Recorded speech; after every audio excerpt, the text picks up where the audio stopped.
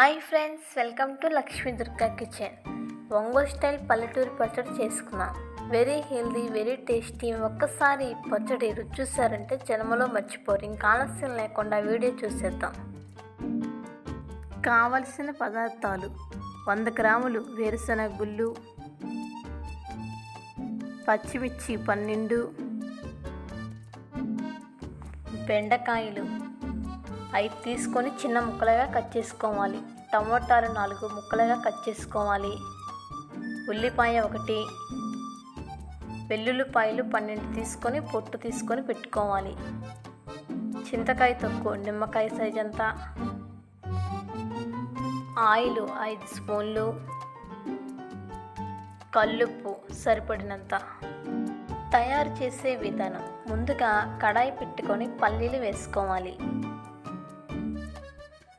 5 నిమిషాలు అలా కలుపుతూ సిమ్ములో పెట్టుకొని వేగనివ్వాలి, లేదంటే మాడిపోతాయి.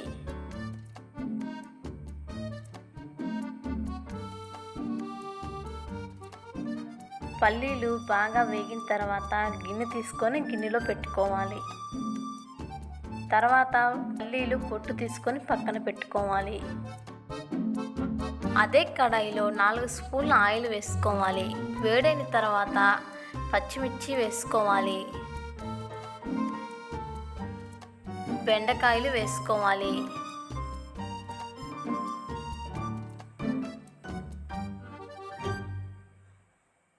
టమోటాలు వేసుకోవాలి. టమోటాలు వేసిన తర్వాత బాగా కలుపుతూ ఉండాలి. పెద్ద మంట మీదే వేగనివ్వాలి. అలా కలుపుతూ దగ్గర పడేదాకా వేగనివ్వాలి. తర్వాత టమోటాలు వేరుగా, పచ్చిమిర్చి వేరుగా, బెండకాయలు వేరుగా తీసుకొని గిన్నెలో పెట్టుకోవాలి. తర్వాత స్టవ్ ఆఫ్ చేసుకోవాలి. పచ్చడి తయారు చేసే విధానం: రోలును శుభ్రంగా కడిగిన తర్వాత పల్లీలు వేసుకోవాలి. దాంట్లో సరిపడినంత కల్లుప్పు వేసుకోవాలి. బాగా మెత్తగా దంచుకోవాలి. ఈ పచ్చడి మిక్సీలో కంటే రోట్లో వేసుకొని దంచుకుంటే పచ్చడి టేస్ట్ అనేది బాగుంటుంది. మిక్సీలో అయితే ఆ టేస్ట్ రాదు. వేరుశనగ గుళ్ళు అనేవి పలుకులు లేకుండా బాగా మెత్తగా దంచుకోవాలి. పల్లీలు రోటికి అంటుకుంటే ఒకసారి గరిటెతో కలుపుకొని మెత్తగా దంచుకోవాలి.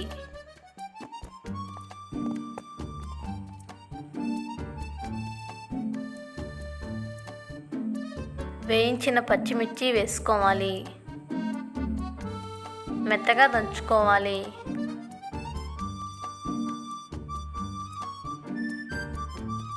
తర్వాత చింతకాయ తొక్కు వేసుకోవాలి.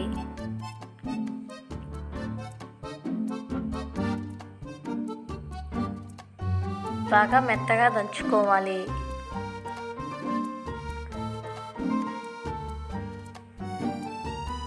తర్వాత ఉల్లిపాయలు వేసుకోవాలి. కచ్చా పచ్చాగా దంచుకోవాలి.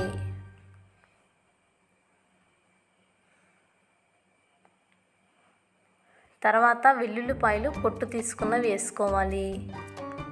కచ్చపచ్చగానే దంచుకోవాలి.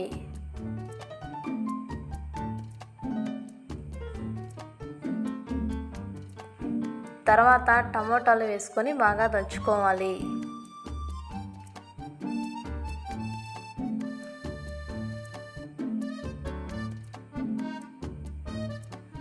టమోటాలు అన్నవి మెత్తగా దంచుకోవాలి.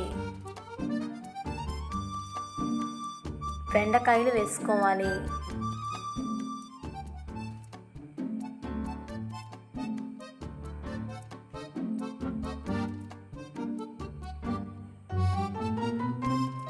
పచ్చడి గట్టిగా ఉంటే కొంచెం వాటర్ వేసుకొని రుబ్బినట్టుగా నూరుకోవాలి.